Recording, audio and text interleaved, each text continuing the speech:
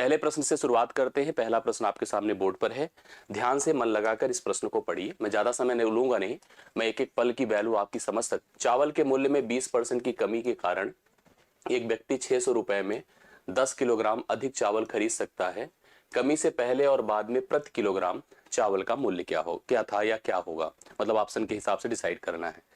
दरअसल उसके पास एक बजट था 600 रुपए का, और 600 रुपए में वह चावल खरीदता था। चावल के रेट के हिसाब से उसे कुछ किलोग्राम चावल प्राप्त होता था। अब जिस दिन चावल के रेट में 20% की कमी हो गई, उस दिन उसको 10 किलोग्राम ज्यादा चावल मिल गया। आपको डिसाइड करना है कि इसमें से चावल का देखिए पहले और बाद का मूल्य क्या था। यहाँ पर आप ऑप्शन से भी डिसाइड कर सकते हैं कि अगर हम 25 ले ले, 25 से 20 कर दे, 15 से 12 कर दे, 30 से 24 कर दे। तो पहली चीज ये तय करना जरूरी है, क्या इसमें से 25% ही या 20% ही कम हो रहा है। 20%, क्योंकि 1/5 होता है, 1/5 होता है। तो आप देख सकते हैं कि अगर 1/5 अर्थात 5 कम करेंगे तो 20 आएगा। इसमें अगर हम 5 से डिवाइड करेंगे तो 5 या 15, 3 कम करेंगे तो 12 आएगा। इसको 5 से भाग करेंगे, 5 छंगे 30, 6 कम करेंगे तो 24 आएगा, मतलब करेक्ट है। डिवाइड करके भी देख सकते हैं, जैसे अगर हम इसको 25 से डिवाइड कर दे तो 25 दूना 50, 25 चौके 100, पहले 24 किलोग्राम चावल मिलता। अभी 20 के हिसाब से चलेंगे तो 20 या 60, 30 किलोग्राम मिलेगा, तो हो नहीं सकता है। 15 से डिवाइड करिए, 15 चौके 60, पहले 40 किलोग्राम मिलता। 12 से डिवाइड करिए, 12 पंचे 60, अभी देखिए 10 किलोग्राम चावल ज्यादा मिला। तो ऑप्शन नंबर बी अभी तक परफेक्ट हो रहा है, यह सही उत्तर है। हम डिसाइड ऐसे भी कर सकते थे, बट इसका करने का एक तरीका होता है जिसको आप लोग ध्यान से देख लीजिएगा। यहाँ पर दो चीजें लिखी है, दर और मात्रा। क्या लिखिए, दर और मात्रा। 20% यहाँ पर कमी है, 20% को 1/5 लिखा जाता है भिन्न के हिसाब से। माना जाता है दर मतलब रेट, प्रति केजी मतलब पर केजी के हिसाब से रेट दिया गया है। पहले 5 रुपए पर केजी था, ठीक है, रुपए पर केजी लिख देते इसको। और यहाँ पर मात्रा अर्थात किलोग्राम में। अब आप खुद बता सकते, पहले का रेट 5 था, अभी कम होकर 1 4 हो जाएगा। 600 ग्राम, यहाँ पर 600 रुपए टोटल हमारे पास अगर बजट है, 600 रुपए में 5 के भाव से मतलब 5 रुपए पर केजी के हिसाब से चावल खरीदेंगे तो 5 से डिवाइड करिए, 120 किलोग्राम चावल खरीद पाएंगे। 4 के रेट से खरीदेंगे तो 150 किलोग्राम चावल खरीद पाएंगे। तो आप यहाँ पर देख रहे हैं, क्यों आपने डिवाइड करके देखा 600 को, 5 से भाग करके देखा 120 और 4 से भाग करके देखा 150। कितने का फर्क है, 30 का, ठीक है, 30 का फर्क है। 30 बराबर आप क्या कर दो, 600 जो वहां पर है, एक बराबर होगा 20, एक बराबर क्या हो जाएगा, जैसे ऐसे हम लोग चेक कर सकते हैं, जैसे आप डिसाइड कर दी, एक सेकंड हम लिखे 30, यहाँ पर डिफरेंस है और कितना किलोग्राम ज्यादा मिला है, रियलिटी में कितना है, देखो 10 है, रियलिटी में कितना है, 10 है। 10 बराबर 30 है तो एक बराबर क्या होगा, 3 होगा। पहले का रेट क्या है, 5 है, तो 5 बराबर क्या होगा, 15, मतलब पहले का रेट 15 रुपए पर केजी था। अभी का रेट देखो 4 है, तो 4 बराबर क्या हो जाएगा, 12। इस हिसाब से हम लोग यहाँ पर 15 और 12 को इस प्रश्न का करेक्ट आंसर मान सकते हैं। तो 15 और 12 इस प्रश्न का राइट सोल्यूशन है। आप लोग पहला ऑप्शन देख लीजिएगा, एकदम सॉरी, पहला प्रश्न देख लीजिएगा, सेकंड ऑप्शन देख लीजिएगा, करेक्ट सोल्यूशन आपके सामने बोर्ड पर है। दूसरे प्रश्न पर आइए। परमुटेशन के लिए आप लोग कह रहे थे कॉम्बिनेशन के लिए, तो एक प्रश्न यहाँ पर कॉम्बिनेशन का है। तो कॉम्बिनेशन के नियम जान लीजिएगा, NCR is equal to n factorial divide by r factorial n minus r factorial. इसी तरह से एक और जाने रहिएगा, NPR is equal to n factorial upon n minus r factorial. दोनों बातें आप समझे रहिएगा। उसी हिसाब से देखिए एक प्रश्न दिया है, कहा है NC9 हाँ बराबर NC8, तो n का मान आपको बताना है। लिखिए n फैक्टोरियल 9 का फैक्टोरियल n माइनस 9 का फैक्टोरियल, n माइनस 9 का फैक्टोरियल। यहाँ पर भी n फैक्टोरियल है, 8 का फैक्टोरियल है और n माइनस 8 का फैक्टोरियल है, करेक्ट है। यहाँ से हमको n की वैल्यू डिफाइन करनी है, कितना होगा। सबसे पहले तो आप इसको ऐसे खत्म कर सकते हैं, बिल्कुल खत्म हो जाएगा। इसको आप लिख सकते हैं, देखिए ध्यान से, अब इसको ऐसे लिख दीजिए जैसे लिखा हुआ है, मतलब इस डिनोमिनेटर को ही लेकर चल सकते हैं। इसको मैं लिख सकता हूँ 9 गुणे 8 का फैक्टोरियल ना, 9 गुणे 8 का फैक्टोरियल, और इसको आप n माइनस 9 ही रहने दीजिए फैक्टोरियल में, बराबर यहाँ पर 8 फैक्टोरियल रहने दीजिए। और इसको क्योंकि यह ज्यादा है, ध्यान दीजिएगा, n से केवल 8 घटा है तो ज्यादा है, n से 9 घटा है तो कम होता है। आप लिखो n minus 8 into n minus 9 का फैक्टोरियल, करेक्ट। यह इससे खत्म हो जाएगा, अभी यह भी इससे खत्म हो जाएगा। 9 बराबर n माइनस 8 हुआ, तो n बराबर 9 8 कितना होता है, 17। अगर आपने 17 बताया है तो एकदम परफेक्ट है। 17 इस प्रश्न के लिए राइट ऑप्शन है, जो आपको बी ऑप्शन में ही दिया है। देखिए बहुत सारे लोगों ने हमें बी ऑप्शन बताया भी था। तो दूसरे प्रश्न का करेक्ट हल कितना है, 17 है, बी ऑप्शन है, राइट सोल्यूशन आप लोग देख सकते हैं। जल्दी जल्दी हम आपको कवर करा दे रहे हैं, मतलब सारे प्रश्नों को आप देख लीजिए फटाफट। अब जैसे यह प्रश्न है, देखिए क्या लिखा है, x प्लस वाई कितना दिया है, बराबर 2a है। अब आपसे जो पूछा है उसकी वैल्यू निकालनी है, अर्थात a बटा x minus A plus a बटा वाई माइनस ए, इसकी वैल्यू हमें बतानी है। अब आप देखो इसको हम कैसे कर सकते हैं, इसमें तरीके कई सारे होते हैं। आपके सामने एक समीकरण के रूप में दिया है x plus Y equal to 2a, यहाँ पर हमें वैल्यू सब्स्टिट्यूट करके किसी तरह से इसका मान निकालना है। हम लोग जैसे यहाँ पर लिख सकते, देखिए जैसे कभी ऐसा प्रश्न आए तो एक काम कर लेते, चलो हम मानते हैं कि y बराबर 0 है, किसी एक को भी करके जा सकते हैं, तो x बराबर क्या होगा 2a। अब यहाँ पर आ जाइए, इसमें a बटा x की जगह पर लिखिए पहले 2a माइनस ए, प्लस यहाँ पर a रखिए, y की जगह पर y रहने दीजिए, माइनस 2a लिख दीजिए। नहीं, यहाँ पर ध्यान से देखिएगा, y माइनस क्या लिख दीजिए, जैसे हम लोग लिख सकते हैं y की जगह पर 0 लिखा है तो 0 माइनस ए लिख दीजिए। ठीक है, 0 माइनस ए लिख दीजिए। अभी ये कितना हो जाएगा, a बटा ए हो गया, और यहाँ पर कितना हो जाएगा, प्लस a बटा माइनस ए है। ठीक है, यह भी 1 हुआ और यह आपका माइनस 1 होगा, 1 से 1 निकलेगा तो कितना हो जाएगा 0। मतलब आपके पास इस समीकरण का मान कितना हो रहा है, समीकरण का मान आपका 0 हो रहा है। आप लोग देख सकते हैं, राइट सोल्यूशन आपके सामने करेक्ट है। वैसे भी और भी तरीके से जैसे सोच सकते थे, x का मान a मान लेते, y का मान भी a मान लेते। जैसे आप देख रहे थे ना, ये x प्लस वाई अगर 2a था तो x की जगह a पुट करते, इसकी जगह भाई a पुट करते, होता है 2a। यहाँ पर भी उसी तरह से सोचते, लेकिन वो थोड़ा सा अनडिफाइंड की कंडीशन में आ जाता, क्योंकि यहाँ पर a माइनस ए हो जाता। तो आपको जैसे मैंने बताया इसी पैटर्न पर जाइएगा, प्रश्न आपका हल हो जाएगा। क्लियर, आई होप आपको समझ में आ रहा होगा। एकदम अच्छे से क्लियर करते जाइए, देखते जाइए, समझते जाइएगा। दो सरल रेखाएं हैं को जब परस्पर प्रतिच्छेदन के क्रम में निम्न कथनों पर ध्यान, प्रतिच्छेदन का मतलब क्या होता है, इंटरसेक्टिंग। एक लाइन, इस लाइन देखो, दो लाइन का इंटरसेक्शन हो रहा है, प्रतिच्छेद हो रहा है। दो लाइन जब एक दूसरे को इंटरसेक्ट कर रही हैं तो आपको पहली चीज ध्यान देना चाहिए, वर्टिकली अपोजिट। अगर मान लीजिए यह लाइन आपकी L1 है, यह लाइन आपकी L2 है, दो लाइन का जब भी इंटरसेक्शन होता है, एक दूसरे से प्रतिच्छेद होता है, हिंदी में कहते हैं शीर्षाभिमुख, शीर्षाभिमुख कोण समान होते हैं। शीर्षाभिमुख कोण क्या होते हैं, समान होते हैं। अर्थात अगर यह कोण आपका x है तो यह भी आपका x होगा, यह कोण अगर y है तो यह भी कितना होगा, y होगा। अब एक चीज और ध्यान दीजिएगा, जो इसका एक लीनियर पेयर का कॉन्सेप्ट बनता है, रेखीय युग्म बनता है, तो रेखीय युग्म में x प्लस वाई 180 होना चाहिए, यहाँ पे भी x प्लस वाई 180 अंश होना चाहिए। तो ये कॉन्सेप्ट क्लियर होना चाहिए। आसन्न कोण पूरक होते हैं। आसन्न कोण मतलब क्या होता है, देखिए आसन्न मतलब एक दूसरे से एडजेसेंट, एडजेसेंट जो साथ में लगे कोण होते हैं उनकी बात किया जाता है आसन्न कोण। तो यहाँ पर हमसे कहा सही कथनों पर विचार करो, तो एक दूसरे के साथ जो आसन्न कोण है, चाहे x को y के साथ ऐड करो, चाहे इस x को y के साथ ऐड करो, अगर आसन्न कोण की बात करोगे तो ये सब लीनियर पेयर जनरेट कर रहे हैं। तो लीनियर पेयर जो है पूरक नहीं होते हैं, बल्कि यहाँ पर देखिए लिखा है पूरक।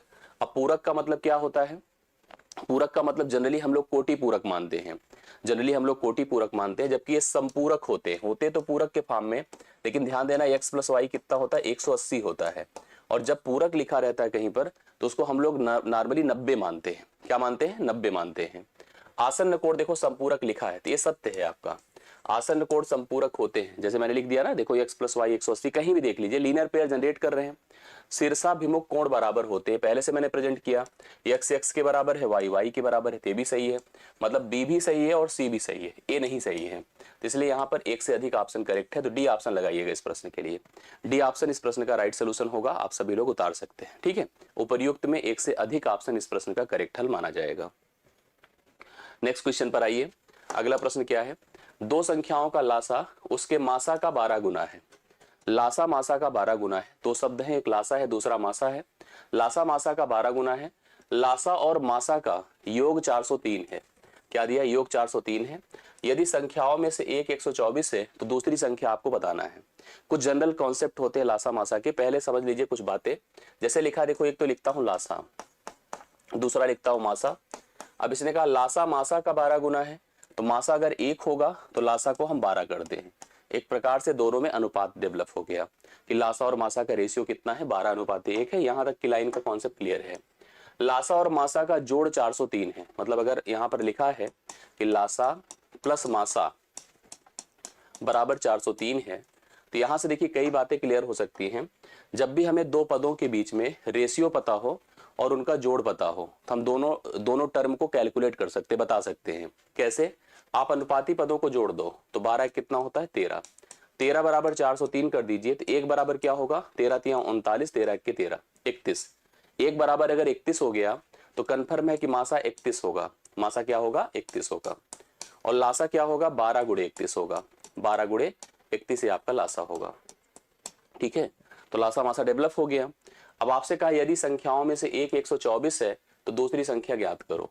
आपको पता होगा कि अगर दो संख्याएं कभी a और b होती हैं तो a और b का गुणनफल उनके लासा गुणे मासा के बराबर होता है, लासा गुणे मासा के बराबर होता है।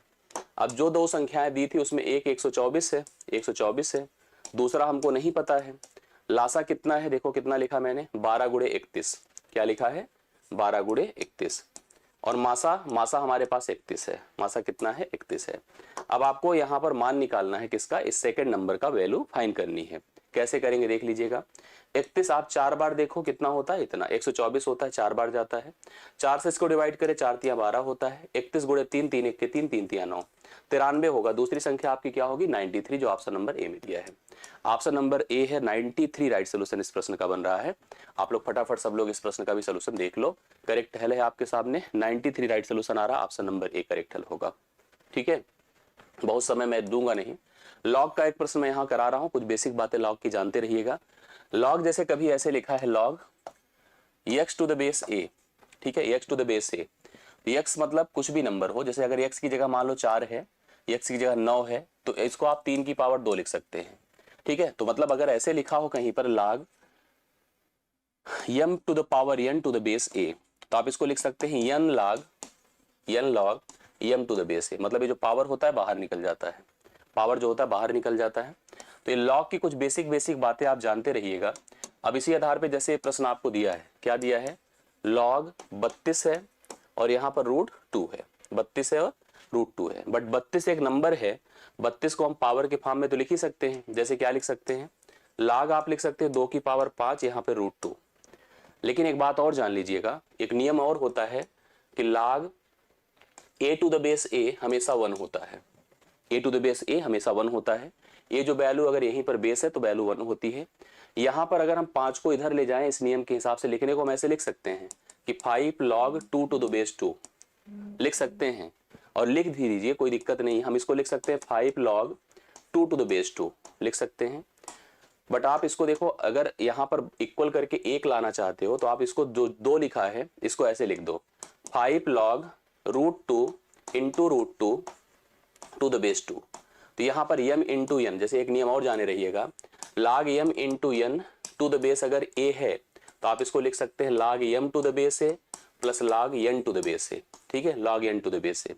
मतलब मैं यहाँ पर क्या क्या लिख सकता हूँ, देखिए 5 तो लगा है, 5 को बाहर ही रहने दीजिए।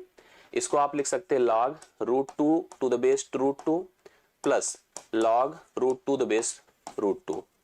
इसका भी मान 1 होगा, इसका भी मान 1 होगा, 1 1 2 होता है, बाहर 5 लिखा ही है, तो 5 दूना कितना हो जाएगा, 10। इसकी वैल्यू एग्जैक्टली 10 होगी। 10 अगर आपने बताया तो एकदम सही है ना। यहाँ पर आपने देखा कैसे किया मैंने इसको, जैसे जैसे मैंने बताया कि 32 टू द बेस √2 था, मैंने 32 को लिखा 2 टू द पावर 5 था, 5 को बाहर कर दिया, 5 log 2 टू द बेस 2 है। यहाँ पर जो बेस है अगर यही वैल्यू हो जाए तो यहाँ पर इसका मान 1 हो जाए। तो मैंने देखा है यहाँ पर लिखकर बताया है कि आप क्या लिख सकते हैं, जैसे 2 की जगह √2 लिख दो तो √2 इंटू √2 लिख सकते हैं 2 की जगह पर। अब m इंटू एन का नियम होता है log m into N to the base a, तो log m to the base a plus log n to the base a नियम होता है। और यही अगर m बाई n होता तो log m to the base a minus log n to the base a होता है। इंडिसेस से ही रिलेट किया जाता है। अब यहाँ पर आप 5 को रहने दो, आप इसको लिख सकते हो log √2 the base √2 log √2 the base √2। ए भी 1 देगा, ए भी 1 देगा, 1 1 2 2 5 जो 10 होता है, तो वैल्यू आप लोग कितना लिख सकते हैं, 10 करेक्ट आंसर आया इसका। तो छठे प्रश्न का राइट सोल्यूशन आपका क्या है, 10 है, जो आप लोग सी ऑप्शन में देख रहे हैं। इसको ध्यान से देखिएगा, 3 बिंदु हैं हमारे पास जो त्रिभुज बनाते हैं। आप जानते हैं 3 बिंदु त्रिभुज बनाते हैं, ए है, बी है, सी है। आप ऐसे देख लो त्रिभुज बनाए। ए का कोऑर्डिनेट देखो 3 2 दिया है, ए का कोऑर्डिनेट, बी का कोऑर्डिनेट देखिए 11 8 दिया है, और सी का कोऑर्डिनेट दिया 8 12। कह रहा है इससे बनने वाले त्रिभुज का क्षेत्रफल बताना है। इससे बनने वाले त्रिभुज का क्षेत्रफल जब भी बनाना हो तो इसको सूत्र इसका अप्लाई कर सकते हैं, नहीं तो मैं इसका एक बहुत बढ़िया तरीका आप लोग को बताता हूं, उसको आप लोग फॉलो कर लीजिएगा तो क्लियर हो जाएगा। ठीक है, कैसे करना है आप ध्यान से देखिएगा। आप जैसे सीक्वेंस से ऐसे सभी रेशियोज को लिख दीजिए, सभी पेयर को 3 2 11 8 8 12 ऐसे लिख दीजिएगा। अब इसके बाद यहाँ पर एक फार्मूला, जैसे हम एरिया के लिए जा रहे हैं तो एरिया ऑफ ट्रायंगल हम लोग करने जा रहे हैं, तो डेल्टा से प्रेजेंट कर दें अगर, तो इसको हम लोग लिख सकते हैं 1/2 और ये तिरछा गुणा करिए, इसका इससे गुणा करें, इसका इससे गुणा करें, ठीक है। एक मतलब एक ऐसे ही रेशियो बनाते चले जाएं, इसका इससे गुणा, देखो ये ऐसे सिस्टम होता है, इसका इससे गुणा करें, इसका इससे गुणा करें, और जहां से शुरू किया था यही अंत भी कर दें।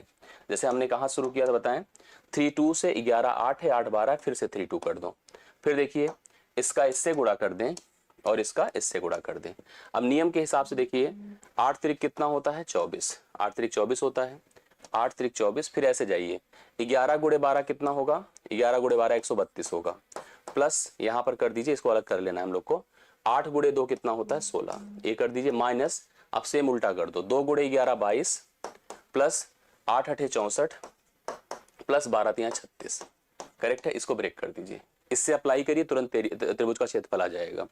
अब देखिए सोल्यूशन कर डालिए, कितना हो गया, 1/2 रहने दीजिए, यहाँ पर कितना हो जाएगा 24 और ये 40 172 हो गया, 24 और 16 40 होता है, 40 30 70 2 72 172 माइनस 100 122 हो जाएगा।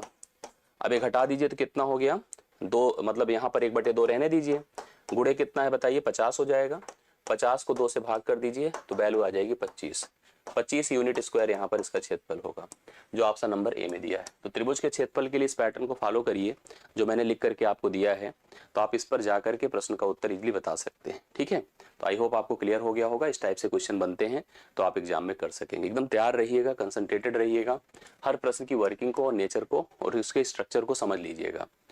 इस प्रश्न को देखिए आप लोग बता भी सकते हैं, निम्नलिखित में कौन सा कथन आवश्यक रूप से सत्य नहीं है। कभी कभी कुछ स्टेटमेंट होते हैं वो ट्रू तो होते हैं बट जरूरी नहीं कि ट्रू हो, ऐसा होता है। किसी चतुर्भुज के विकर्ण एक दूसरे को समद्विभाजित करे तो वह समांतर चतुर्भुज ही होगा, वह समांतर चतुर्भुज ही होगा, ऐसा कोई मतलब जैसे यहाँ पर कहा है ये तो फिलहाल सत्य है, यहाँ पर हमको ये बताना है कौन सा कथन आवश्यक रूप से सत्य नहीं है, ये बताना है हम लोगों को, ठीक है। कौन सा कथन आवश्यक रूप से सत्य नहीं है इसको डिफाइन करना है। तो चलिए सब लोग सबसे पहले देखिए कैसे क्या बताएंगे। हमने कहा कि यहाँ पर किसी चतुर्भुज के विकर्ण एक दूसरे को समद्विभाजित करे तो वह समांतर चतुर्भुज होगा, तो इसको तो आप कहेंगे सही है, मतलब जरूरी है। यदि किसी विकर्ण चतुर्भुज के विकर्ण बराबर हों तो वह आयत होगा, अगर विकर्ण बराबर है तो वह आयत होगा, मतलब यह देखिए, मतलब कुछ कंडीशंस इसमें ऐसी होती हैं, कुछ कंडीशंस इसमें ऐसी होती हैं जिसको हम लोगों को ये मानना पड़ता है कि सही तो है बट जरूरी नहीं कि सही हो। अगले स्टेटमेंट को देखिएगा, यदि किसी चतुर्भुज के विकर्ण एक दूसरे को समकोण पर काटते हैं वह तो समचतुर्भुज होगा, वर्ग भी तो होता है, बहुवर्ग भी होता है। आयत वर्ग और समचतुर्भुज विशेष प्रकार के समांतर चतुर्भुज होते हैं, आय बिल्कुल होते हैं लेकिन जरूरी नहीं। देखो यहाँ पर मेरा ये कहने का अर्थ है कि इस पे हम लोग यहाँ पर आवश्यक रूप से सत्य की कैटेगरी में इसको ले सकते हैं, नहीं है इसको ले सकते हैं। तो कुल मिला के एक से अधिक ऑप्शन इस प्रश्न के लिए राइट सोल्यूशन होगा। आप लोग देख सकते हैं चतुर्भुज को लेकर के मैंने काफी डिटेल आपको दिया है। यह प्रश्न अगर आपकी परीक्षा में आता है तो आप इसके लिए डी ऑप्शन पर जाइएगा, एक से अधिक यहाँ पर करेक्ट आंसर होगा, एक से अधिक ऑप्शन इसमें आवश्यक रूप से सत्य नहीं है। चतुर्भुज को लेकर के मैंने इस प्रश्न को भी लेकर के आपको एक्सप्लेन पहले से कर रखा है, इसको समझे रहिएगा, समझ रहे हैं। ये देख लीजिए सरलीकरण का एक प्रश्न है सिंपल सा, क्या लिखा है 25 + 15 - 51 है, प्लस 4 गुणे क्या है बताइए 15 का 17 है, हाँ भागे आपका 20 है। ये पूरा जैसे देखिए यहाँ पर लिखा हुआ है, यहाँ तक पहले अभी कर लेते हैं, उसके बाद फिर एक टर्म और भी है, थोड़ा इधर लिख लेते हैं उसको, +6 - 2 के ऊपर बार है। तो अभी आप सोल्यूशन पूरा कर डालिए, देखिए कैसे इसको करना है, क्या इसका उत्तर आएगा। टर्म डिसाइड कर लो, देखो एक टर्म दिख रहा है और यहाँ से यहाँ तक एक टर्म दिख रहा है और 20 से भाग करना और फाइनली 6 से 2 निकलेगा 4 आएगा, 4 ऐसे लिखे रहिए आप लोग। बाकी पहले इसका सोल्यूशन करिए जो बीच में आपको लिखा दिया है। बॉडमास के नियमों पर हम लोग यहाँ पर जा सकते हैं, थोड़ा ध्यान से देखिएगा कैसे करेंगे। सबसे पहले देखो यहाँ पर क्या है, जब भी कभी आपको किसी भी ब्रैकेट में बार का सिस्टम हो, मतलब का लिखा हो, आप सबसे पहले अप्लाइड किया जाता है। ऐसी केस में सबसे पहले इसको गुणा करना है, हालांकि गुणा सबको करना है इसलिए बहुत कोई दिक्कत नहीं है, सीधा सीधा आप इसको 20 से भाग करो। 15 चौके 60 होता है, 4 4 से कटा, ये बचा 17, ये बचा क्या 17। यहाँ पर एक सेकंड पहले अच्छे से देख लीजिएगा, इस ब्रैकेट का जब आप हल करोगे तो 15 गुणे 17 करोगे, फिर गुणे 4 करोगे, भागे 20 करोगे, 20 से भाग तो करना ही है। तो यहाँ पर देख लीजिए कैसे यहाँ पर भाग होगा, 15 सॉरी मैंने गलत लिखा है, यहाँ पर फिर से एक बार अच्छे से देख लीजिएगा जब मैं बता रहा हूं। दरअसल ये कंफ्यूज थोड़ा सा कर रहा है कि यहाँ पर हमारे पास का लिखा है, तो का से कोई बहुत फर्क नहीं पड़ेगा क्योंकि बीच में गुणा ही है। अगर ये भाग होता तब तो थोड़ा सा फर्क होता भी होता, नहीं तो अभी कोई फर्क की बात नहीं है। आप इसको एक ही नंबर मानो और इसको ला करके पहले 20 से भाग करो। 4 पंचे 20 होता है, 5 तिया 15 होता है, करेक्ट है। 17 त्रिक 51 होगा, यहाँ पर 51 पॉजिटिव है और यहाँ पर 51 नेगेटिव है। ये दोनों खत्म होकर के जीरो हो जाएंगे। कितने हो जाएंगे? जीरो हो जाएंगे। और यहाँ पर देखो ये 40 है और 40 के बाद देखिए यहाँ पर साइन प्लस का है और प्लस 4 अगर कर देते हैं तो यह मान आपका 44 हो जाएगा। मतलब ये पूरा देखो यहाँ से यहाँ तक हल होकर के जीरो हो रहा है। तो ये वैल्यू आपकी 40 है और 40 है और ये आपका 4 निकलेगा तो 40 4 कितना होगा? 44 होगा। 44 राइट सोल्यूशन है। आप लोग बी ऑप्शन देख सकते हैं, ठीक है। तो बी ऑप्शन 44 इस प्रश्न के लिए करेक्ट हल है। 9वां नंबर आप देखिए। अगला प्रश्न देख लीजिए आप लोग सब लोग जल्दी से। क्या है? एक त्रिभुज, एक चतुर्भुज है हमारे पास जो कि ट्रेपीजियम के फॉर्म में है, अर्थात एक समलम चतुर्भुज है। देखो समलम कैसे बनता है, ऐसे समलम डेवलप होता है ना। ये देखिए समलम चतुर्भुज है अपने पास। यस,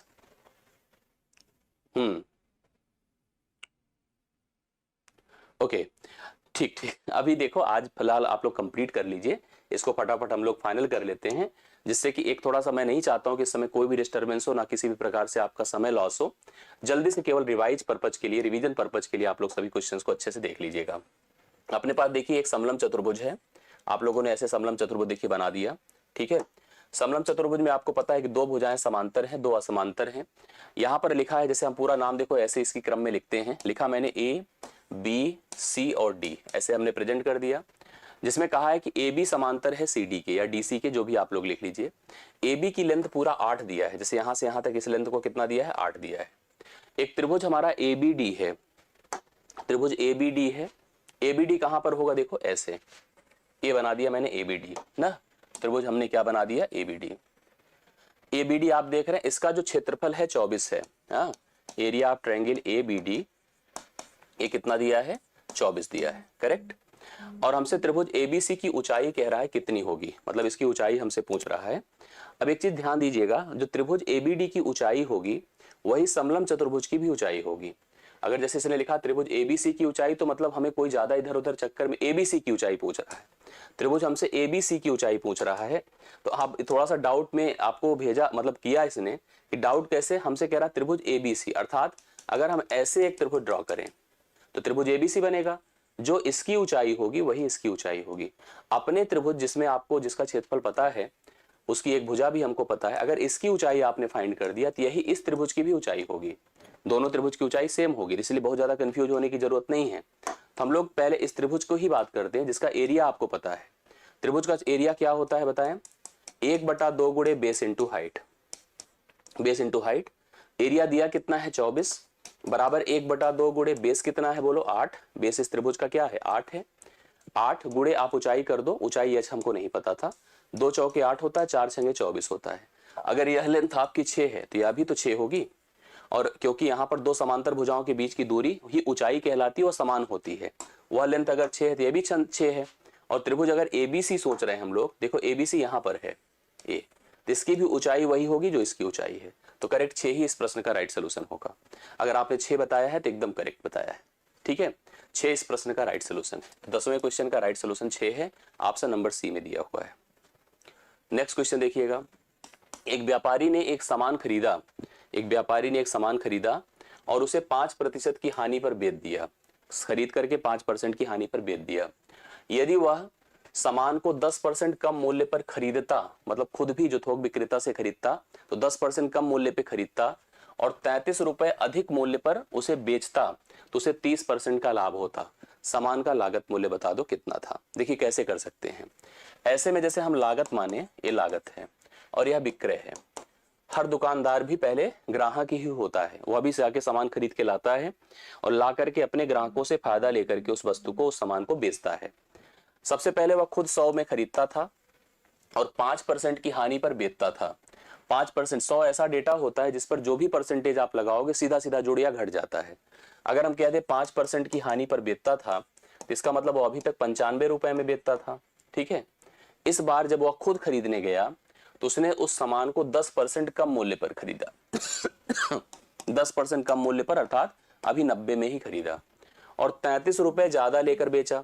लेकिन अगर आप यहाँ 33 जोड़ देंगे तो गलत हो जाएगा, आपको यहाँ 33 नहीं जोड़ना है, इसको अभी रुक जाइए। 33 रुपए अधिक को बाद में हम कंपेयर करते, पहले देख लो उसे फायदा कितने का हुआ, 30% का फायदा हुआ। 30% कहां से फायदा होगा पता है, यहां से 90 का 30%। तो 90 का 30% देखो क्या होगा, 30% होता क्या है 3/10। अगर मैं इसको 90 से गुणा कर दूं तो 9 त्रिक 27, 27 रुपए का उसे फायदा होगा। 27 का फायदा मतलब 117, 90 20 110 होता है 117। मतलब स्थिति यह है कि पहले जो सामान वह 100 में खरीदता था उसको वह 95 में बेचता था, अभी उसने सामान को 90 में खरीदना शुरू किया और उसको 27 रुपए बढ़ा करके 117 रुपए में बेचा। ठीक है, तो पहली चीज आप चेक करो कि यहां से उसे कितना ज्यादा मिला, चेक करके बताइए। यहां से उसे कितना ज्यादा मिला है, 5 और 17 22 ज्यादा मिला है, कितना 22। यहां पर 22 है और यहां पर एग्जैक्टली क्या है 33 है। 22 का मान किसके बराबर बताएं, 22 का मान 33 के बराबर है। तो 22 11 दूना 22 होता है, 11 3 33, अर्थात 1 का मान 3/2 के बराबर है। और आपको निकालना क्या है लागत, लागत अपनी 100 थी तो 100 का मान बताओ कितना हो जाएगा, 100 गुणे 3/2, अर्थात यहां पर इसको इससे डिवाइड करिए 50, 50 गुणे 3 आपका 150 रुपए होता है। 150 रुपए उस वस्तु की पहले लागत होती थी। 150 रुपए अगर आपने बताया तो एकदम परफेक्ट बताया है, उस वस्तु की लागत 150 रुपए पहले हुआ करती थी। बढ़िया क्वेश्चन है, ऐसे प्रश्न आपको दिख सकते हैं एग्जाम में। आगे चलिएगा, मैं आपको श्योर कर रहा हूं जब आप पेपर देंगे तो आपको लगेगा कि जो हमने पढ़ा है इतने दिनों तक वो आपको दिख रहा है पेपर पैटर्न में। ठीक है, पेपर में इसका कॉन्फिडेंस आपको आएगा। जो आज भी पढ़ रहे हैं, इसके पहले भी आपने जितने पढ़े हैं, अगर सब कुछ रिकॉल है और ईमानदारी से आपने पढ़ा है, मेहनत किया है, तब याद आएगी आपको। एक 4 सेंटीमीटर त्रिज्या के बेलनाकार बर्तन में पानी है। एक 4 सेंटीमीटर त्रिज्या का बेलनाकार बर्तन है जिसमें क्या है बताइए, पानी है। ये देखिए बेलनाकार बर्तन है जिसमें पानी है। ये 4 सेंटीमीटर त्रिज्या का बेलनाकार बर्तन है जिसमें पानी है। एक 3 सेंटीमीटर त्रिज्या वाला ठोस गोला, यहां पर एक ठोस गोला जो 3 सेंटीमीटर त्रिज्या का था उसको इसके अंदर डाल दिया गया। ठीक है, इसके अंदर लाके डाल दिया गया, क्योंकि 3 है इसलिए इसमें फिट भी हो जाएगा अच्छे से।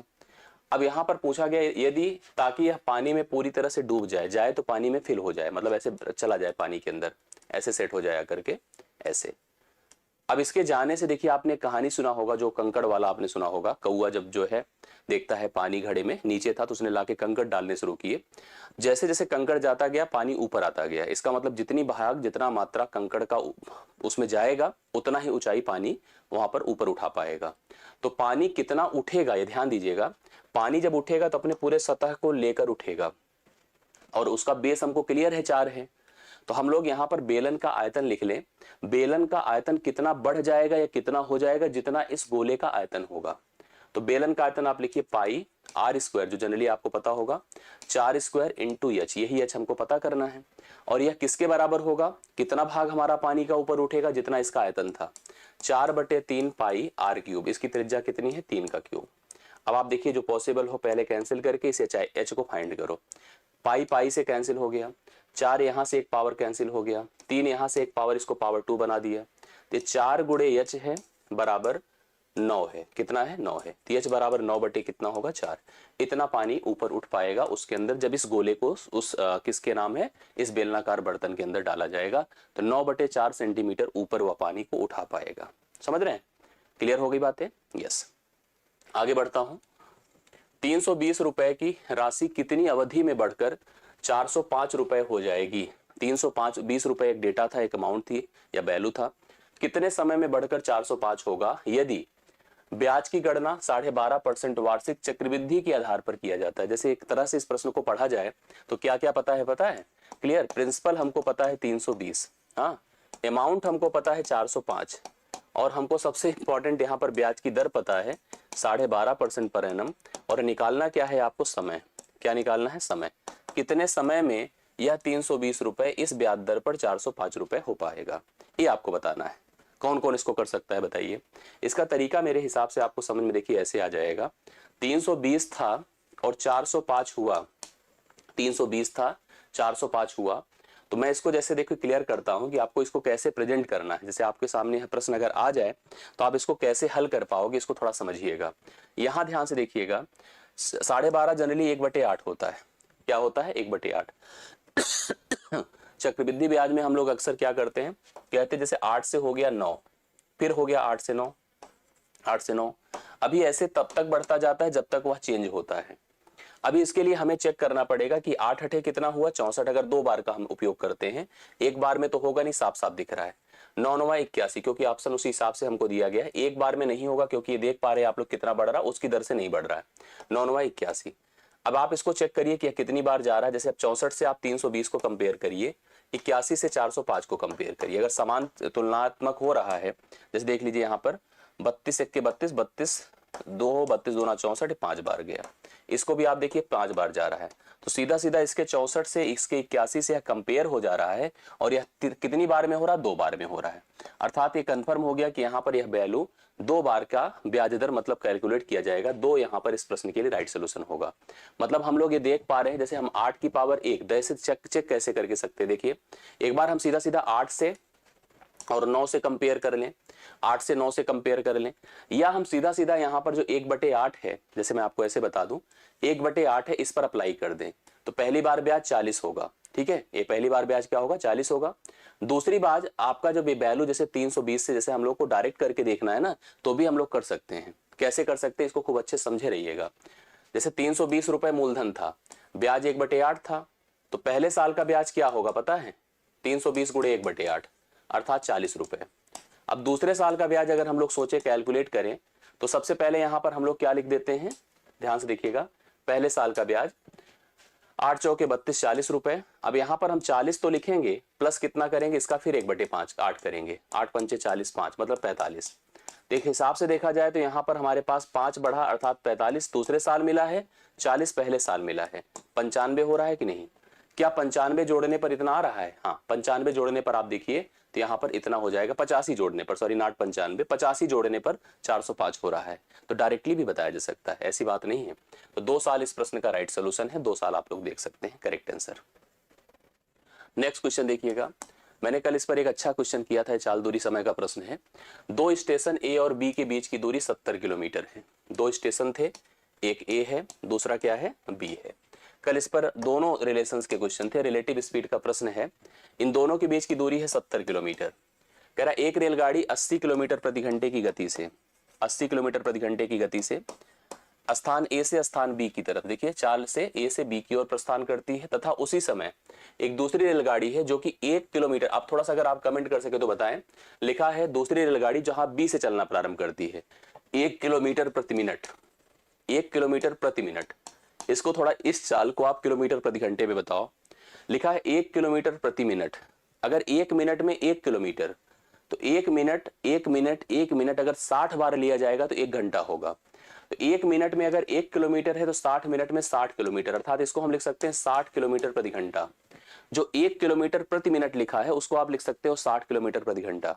तो तय हो गया कि दूसरी रेलगाड़ी स्थान बी से स्थान ए की तरफ 60 किलोमीटर प्रति घंटे की गति से चलती है।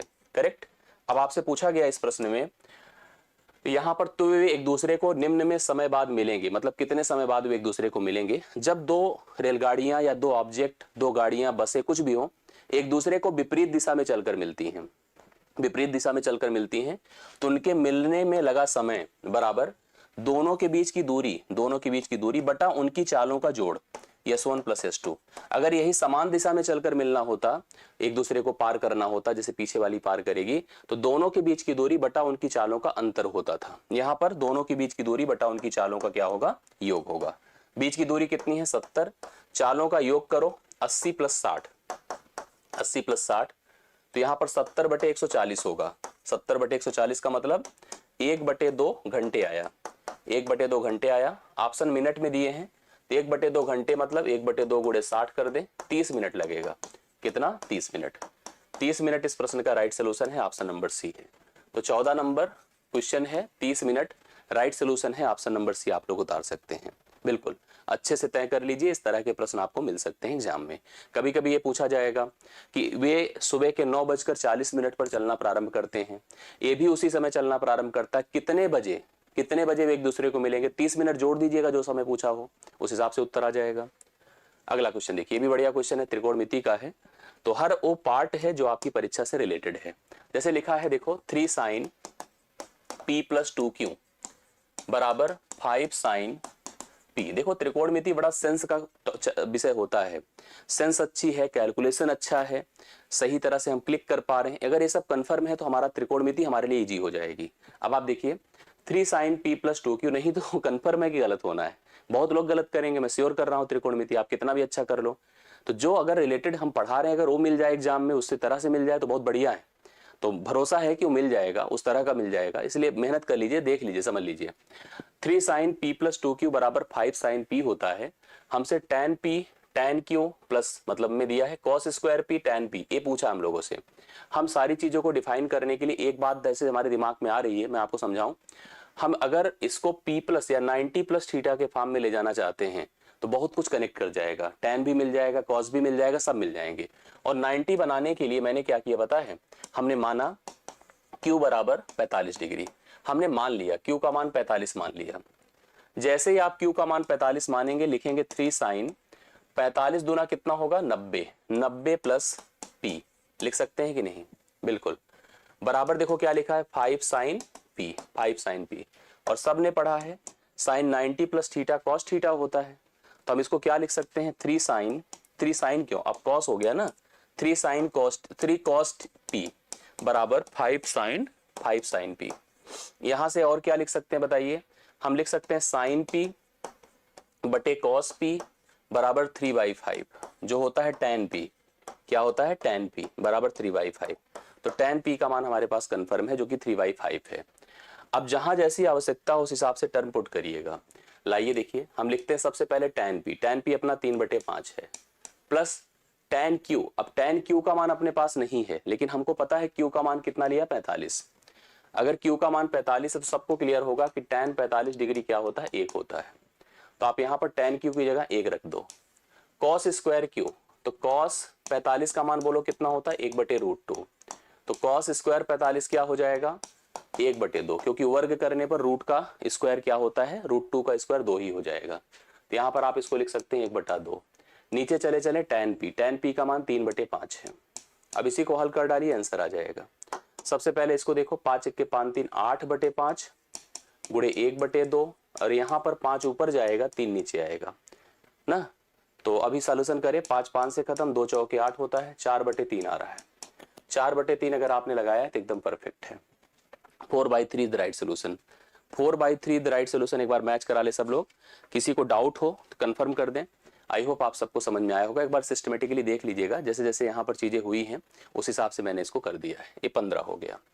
16 देख लीजिएगा, एक वृत्त की परिधि एक वर्ग के परिमाप के बराबर है। ठीक है, वृत्त की जो परिधि है, वृत्त की परिधि मतलब सरकमफियरेंस, वृत्त का अपना रेडियस होता है और वृत्त की परिधि है 2πr।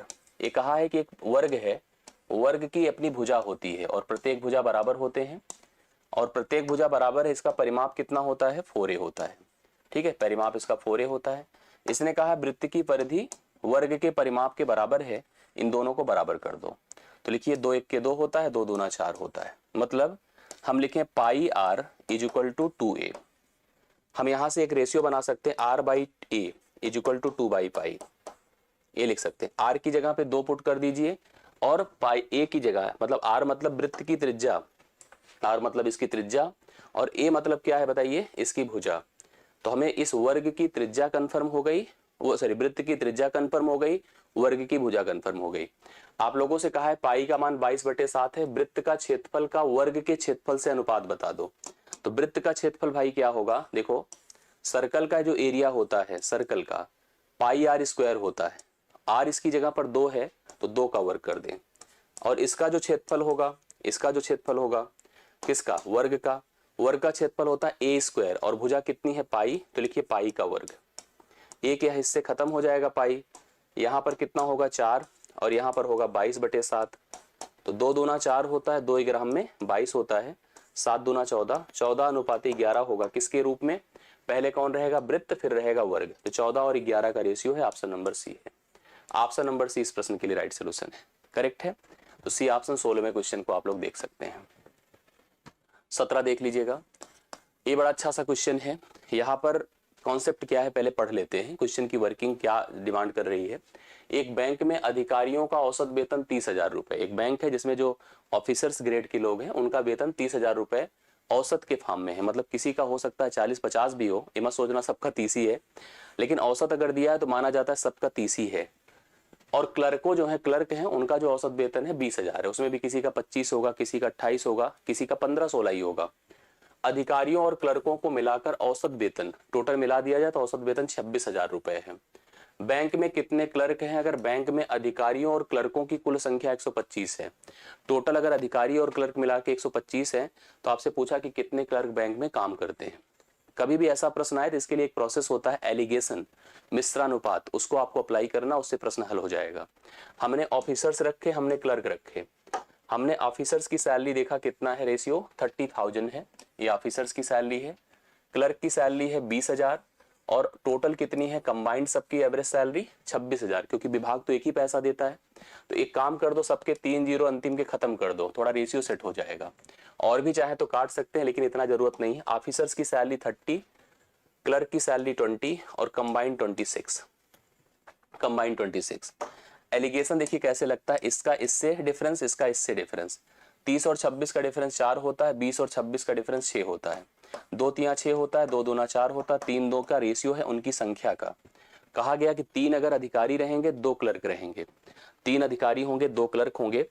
अगर हमको टोटल की संख्या 125 पता है, अनुपाती पदों को जोड़ दें, 3 2 कितना होता है 5, 5 बराबर लिखो 125, तो बराबर 1 बराबर 25 होगा।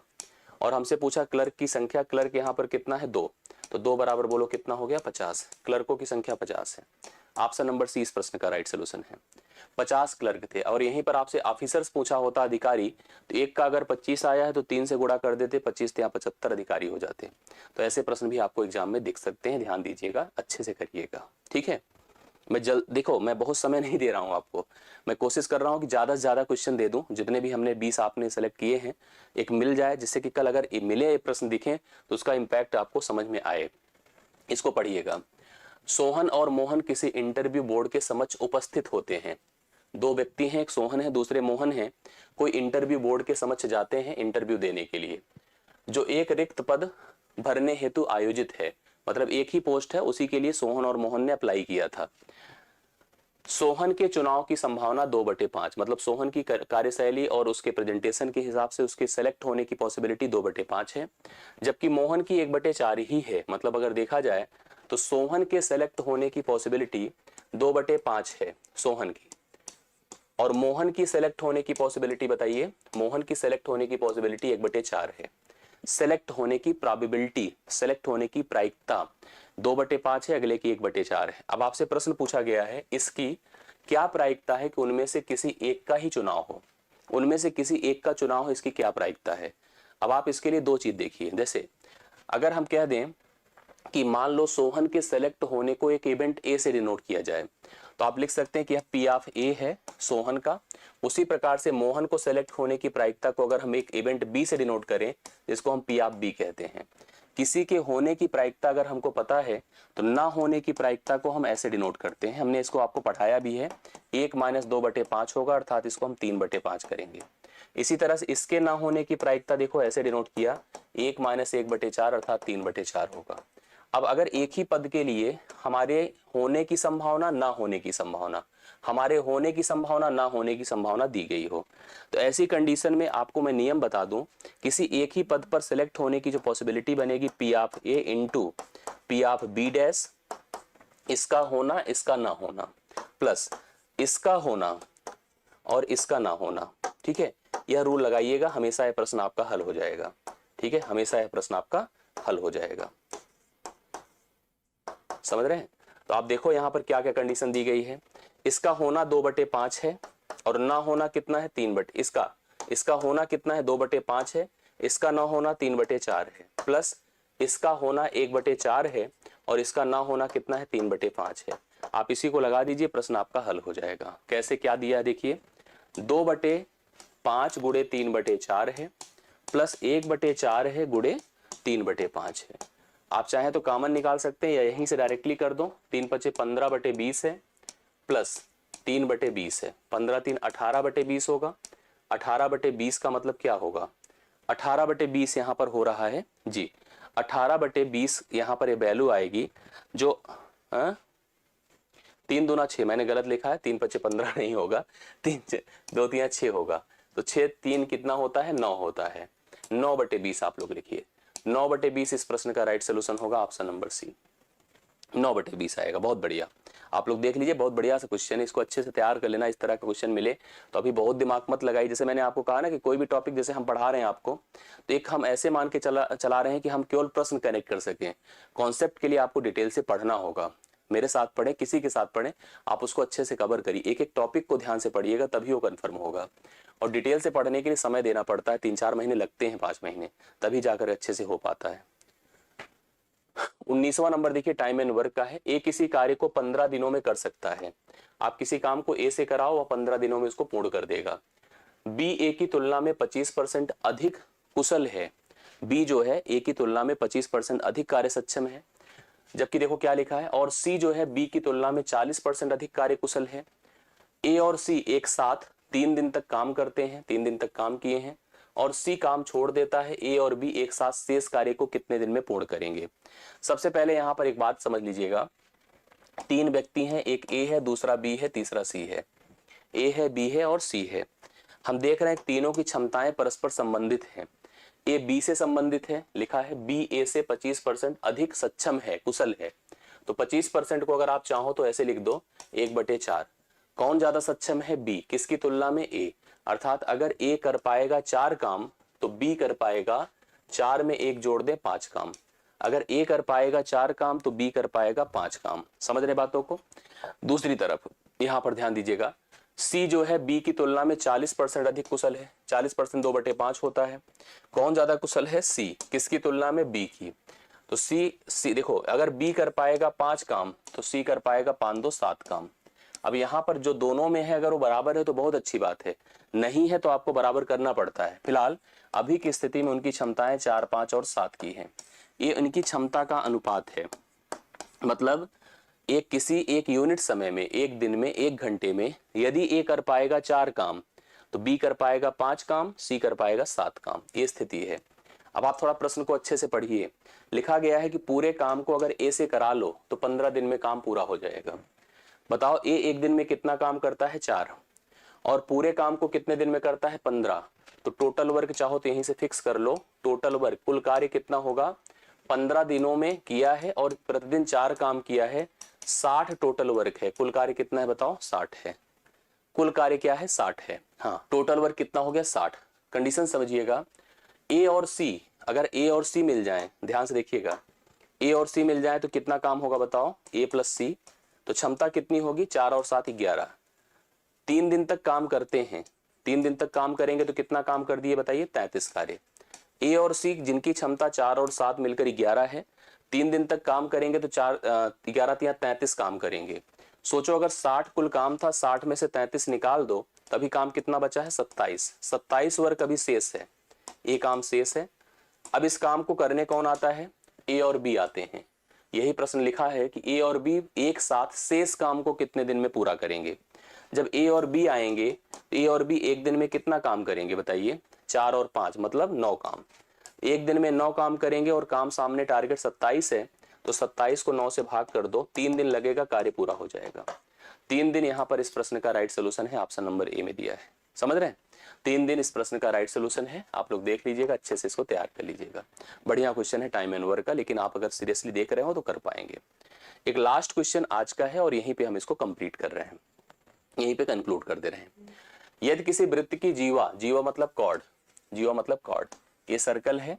सर्कल का कॉर्ड क्या होता है, सतह पर स्थित 2 बिंदुओं को मिलाने वाली रेखा की लंबाई पूरी दे रखा है 16, जो ए बी है आपका कॉर्ड है 16 है, तथा यह वृत्त, यह जीवा वृत्त के केंद्र से, यह जीवा जो है वृत्त के केंद्र से, केंद्र यहां पर है, 15 सेंटीमीटर की दूरी, अगर केंद्र ओ है तो 15 सेंटीमीटर की दूरी पर स्थित है। एक बात ध्यान दीजिएगा, दूरी हमेशा वह रेखा होती है जो आकर के उस सतह पे समकोण बनाती है। जीवा से केंद्र की दूरी 15 सेंटीमीटर है, और आपने एक लाइन पढ़ा होगा कि जो रेखा केंद्र से आकर वृत्त की जीवा पर समकोण बनाती है वह जीवा को 2 बराबर भागों में बांट भी देती है। अगर पूरी जीवा 16 थी तो यह भाग 8 हो जाएगा, यहां से यहां तक। इसको मिला दे, एक समकोण त्रिभुज बनेगा। वृत्त की त्रिज्या ही पूछ रहा है, केंद्र से सतह को मिलाने वाली रेखा हमेशा त्रिज्या होती है, और यहाँ पर समकोण त्रिभुज का नियम लगेगा पाइथागोरस के हिसाब से, यह कर्ण होगा। तो r का मान कितना हो जाएगा, अंडर रूट 8 का वर्ग प्लस 15 का वर्ग, 8 अठे 64 होगा, 15 15 में 225 होगा। आप इसको अगर करते हैं तो 289 होगा। 289 किसका वर्गमूल होता है, 17 का। और इसे भी पाइथागोरियन ट्रिपलेट भी होता है, 15, 8 और 17 का रिलेशंस होता है। तो राइट सोल्यूशन यहाँ पर सी ऑप्शन है, आप लोग देख सकते हैं 17 करेक्ट होगा। ठीक है, यह हो गया। तो 20 जो मैंने सेलेक्ट किया था, सोचा था, वो आपके सामने है और पूरा प्रश्न आपका कंप्लीट हो गया है।